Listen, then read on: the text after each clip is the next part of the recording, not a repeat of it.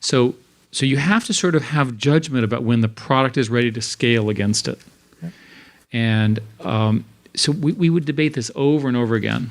And so Larry and Sergey would play tricks on me. So a typical example would be, I would say, we're not strong enough to take on Microsoft. And they wanted to do an operating system and a browser.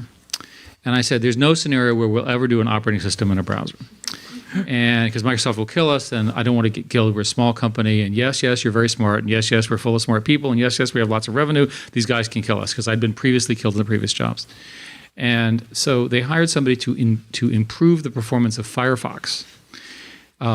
6 months later, I'm called down to one office, and this person who was supposed to improve the performance of Firefox has managed to invent Chrome. Shocking. Yes.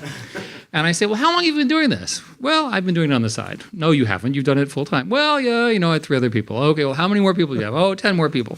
Well, did Larry and Sergey know about this? Larry and Sergey encouraged it. I said, those assholes, right? I knew it. I knew they were going around me, right?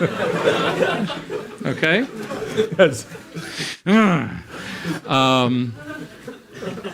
So, and then I said, well, we can't do an operating system. So they bought this company called Android, and they said, yeah, it's just for smartphones. It's software for smartphones. Don't worry, Eric.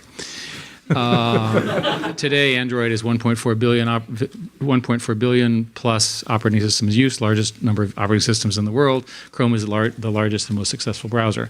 So maybe the lesson to learn in management is I'm just wrong all the time. But the secret was you have to have judgment as to when these things can scale, right?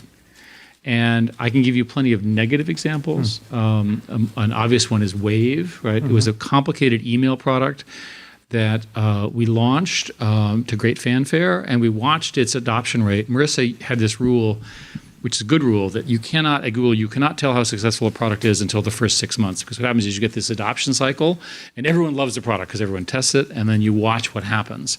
And the great products, they're bumpy, but they go up. Well, this is what it looked like this. So it took Eric, your friendly CEO, 18 months of going straight down before that project was canceled, right? So again, lack of due diligence So the reason I'm answering your question in the blitz growth argument by saying you've got to have the products that you can scale. Yep. If you have the products that can scale, the thing that's new is you can scale very quickly. The Uber example. Once you have an app and a business model that more or less works, there's no reason why you shouldn't go global and wide.